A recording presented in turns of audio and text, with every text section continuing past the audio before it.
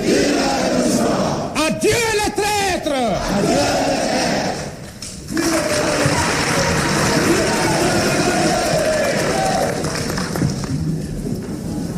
Camarades présidents de l'Assemblée nationale, camarades députés, depuis le 22 novembre 1970, le peuple guinéen vit des circonstances d'une exceptionnelle gravité. L'agression impérialo-colonialiste perpétrée le 22 novembre contre la nation guinéenne par les forces militaires du colonialisme portugais et appuyée par les puissances du pacte militaire dénommé OTAN, Organisation du traité de l'Atlantique Nord, relève incontestablement de l'exécution par le camp impérialiste d'un plan de reconquête néocoloniale des zones de liberté qui se sont dégagées du carcan dans lequel l'Afrique était maintenue par l'Europe capitaliste. Cette agression brutale, insolente, violente, violant toutes les règles du droit international, y compris le droit inaliénable du peuple guinéen de vivre sous le régime politique et social de son choix, est le témoignage irréfutable et éloquent que l'impérialisme ne connaît qu'une seule loi, celle de la force, de la violence arbitraire, qu'elle oppose partout aux causes justes et légitimes des peuples,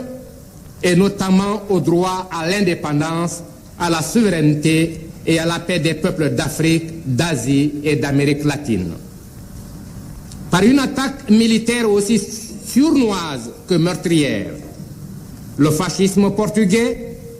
utilisant en plus des éléments de son armée coloniale basée en Guinée-Bissau, de sanguinaires mercenaires blancs et noirs, a donc agressé notre peuple en vue de le soumettre à nouveau à la domination humiliante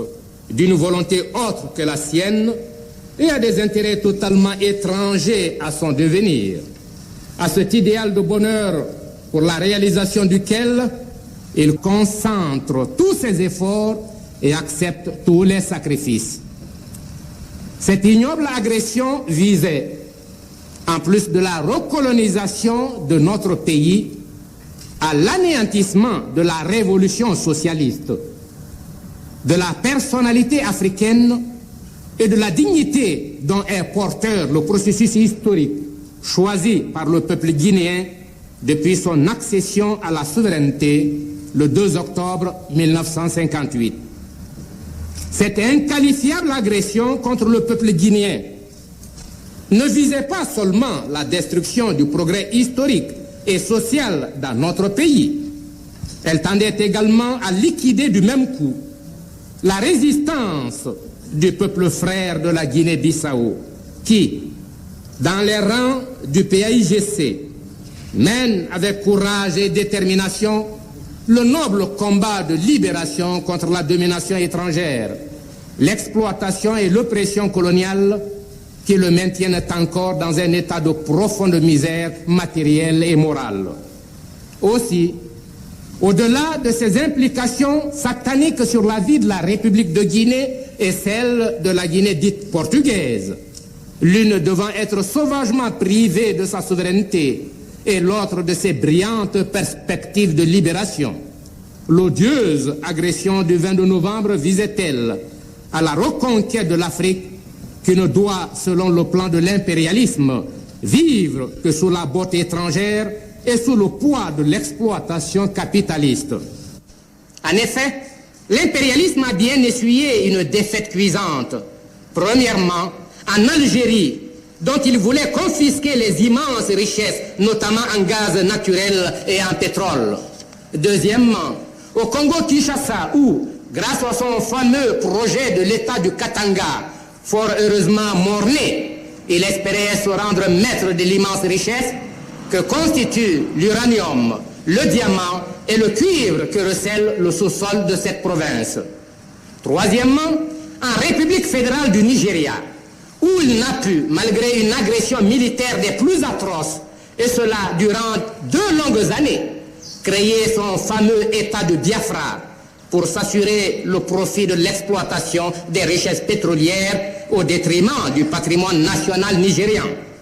Cependant, dans sa détermination démentielle de subjuguer à nouveau le continent africain, l'impérialisme ne s'estime pas pour autant battu sur notre continent.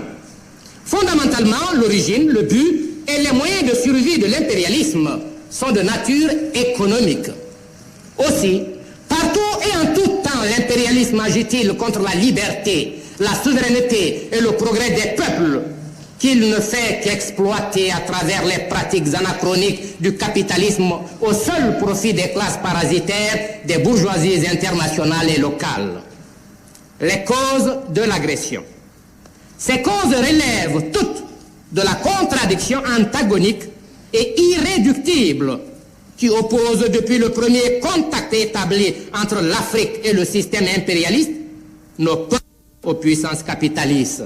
nos aspirations de liberté, de paix et de progrès aux entreprises belliqueuses ou aux buts illégitimes et illégaux de ces puissances qui ne cherchent qu'à propager partout où se manifestent les aspirations à la liberté, la domination des peuples par la force brutale, l'exploitation et l'oppression des masses laborieuses qu'elles ravalent au rang de bêtes de somme. Aussi, de la première invasion de l'Afrique par les troupes ennemies jusqu'au triomphe de la lutte de libération nationale le 28 septembre 1958, et dès la proclamation de son indépendance nationale et de sa souveraineté internationale le 2 octobre 1958, la nation guinéenne n'a-t-elle jamais cessé d'être l'objet des convoitises criminelles de l'impérialisme colonialiste. L'agressivité de l'ennemi s'est accentuée au fur et à mesure que le peuple guinéen s'est davantage engagé dans la voie révolutionnaire. En effet, le choix de l'indépendance le 28 septembre 1958 aurait pu être pardonné à notre peuple s'il avait accepté de s'en tenir exclusivement aux seuls aspects formels de cette indépendance, en quittant le monde de la domination coloniale directe pour se réfugier volontairement dans celui de la domination indirecte, c'est-à-dire dans le néocolonialisme. Mais voilà que de 13 colonies françaises d'Afrique, la Guinée seule, sortie de l'empire colonial français pour s'ériger en État souverain révolutionnaire, sans complexe ni allégeance à l'égard d'aucune nation européenne.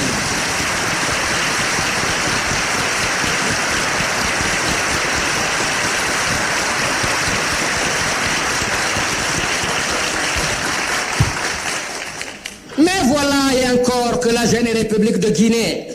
par la reconversion des structures et des mentalités, se soustrait totalement et définitivement à toute influence idéologique, militaire, économique, politique et culturelle de toute puissance, de toute nation étrangère.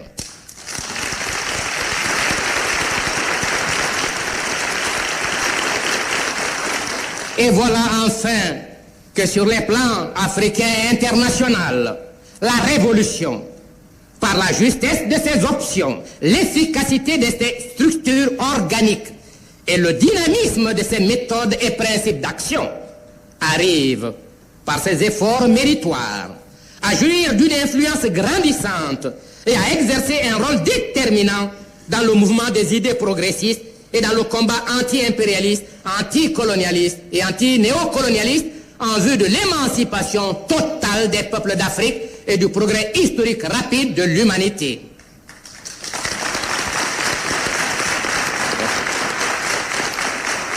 En effet, à tous les mots d'ordre trompeurs et mystificateurs des bâtisseurs étrangers et africains du néocolonialisme, la révolution guinéenne a opposé conséquemment des mots d'ordre révolutionnaires, mobilisateurs des énergies des peuples,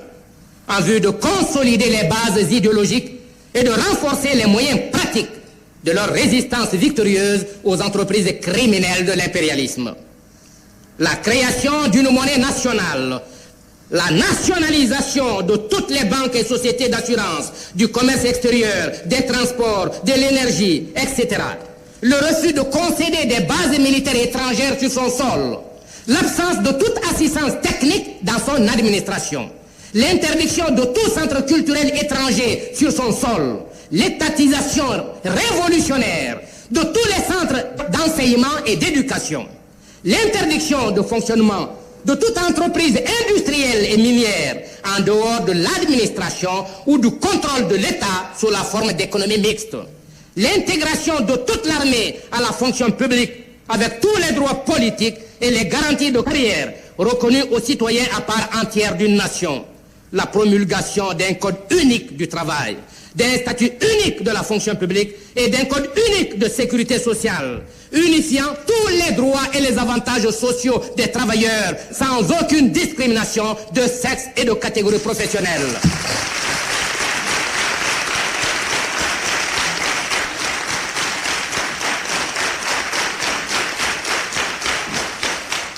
L'établissement et le fonctionnement de structures démocratiques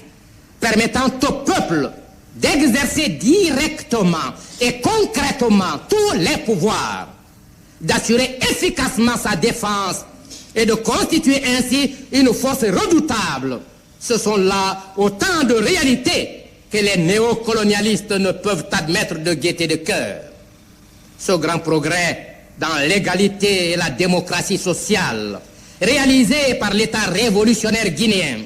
effraie à juste titre les classes réactionnaires qui y voient un infranchissable obstacle à leur travail de division, de corruption et de subversion en vue de l'exploitation capitaliste du peuple.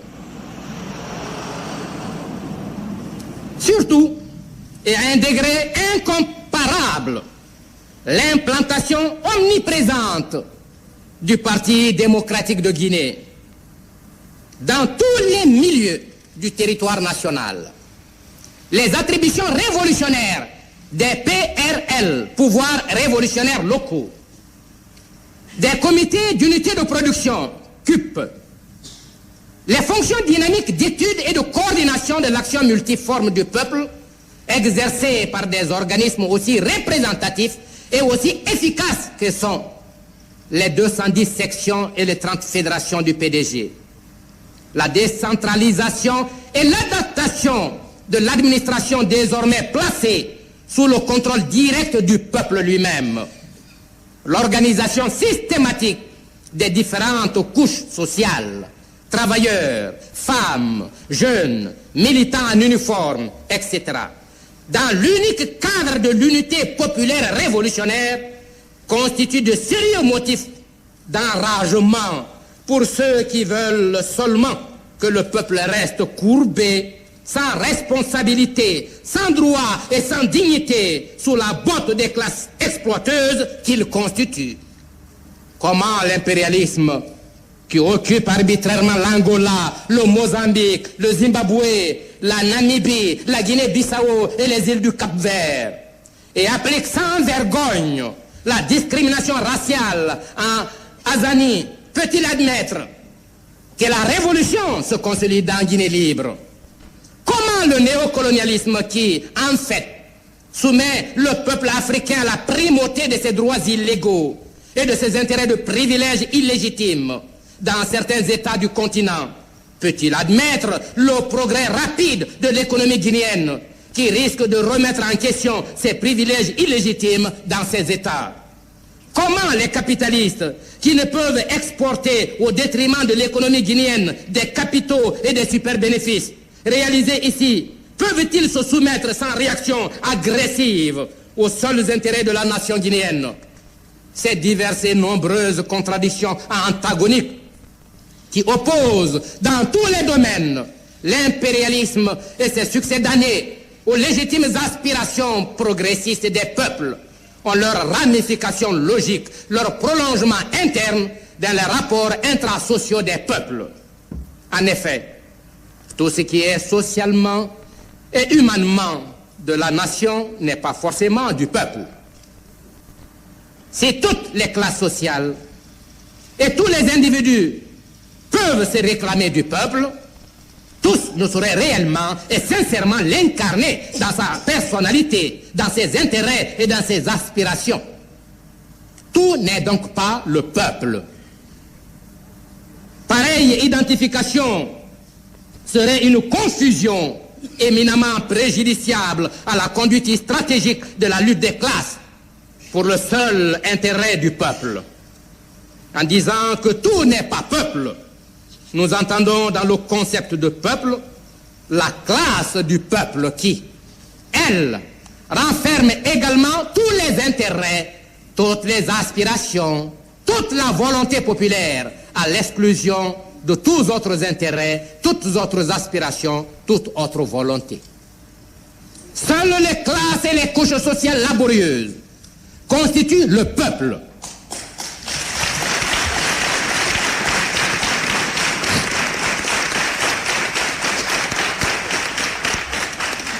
Le peuple se fait dans et par le travail créateur, dans et par le combat permanent de l'humanité contre la nature à dominer et contre les individus ou les classes sociales qui s'emploient à compromettre les bases de l'égalité, de la justice et de la paix sur lesquelles l'humanité entend édifier son équilibre et son bonheur. Le peuple, par son travail créateur et sa pensée humaine, demeure la seule force invincible de l'histoire, la seule entité génératrice et conductrice de l'histoire, la seule source, la seule cause déterminante des changements quantitatifs et des transformations qualitatives qui sanctionnent l'évolution des sociétés humaines. Si le peuple,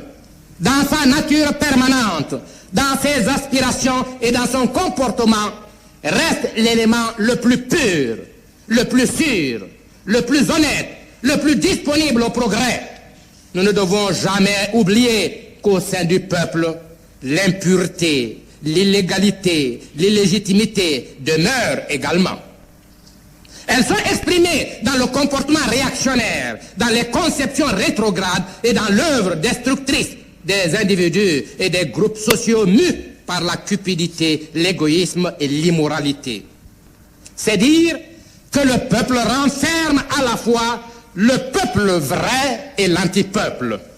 Et c'est pourquoi, au regard de la révolution démocratique, il est très important d'analyser les contradictions au sein du peuple, à chaque phase de son évolution historique. En ce qui concerne les composantes du peuple guinéen, nous pourrons citer le peuple laborieux composé de la classe paysanne, de la classe ouvrière, des groupes d'artisans, des couches juvéniles et féminines, des intellectuels progressistes. À côté du vrai peuple, la société guinéenne renferme la classe bourgeoise naissante, les éléments féodaux non reconvertis, des cadres intellectuels, techniques et militaires, toujours porteurs de l'idéologie réactionnaire inculquée par les anciens régimes féodaux colonialistes.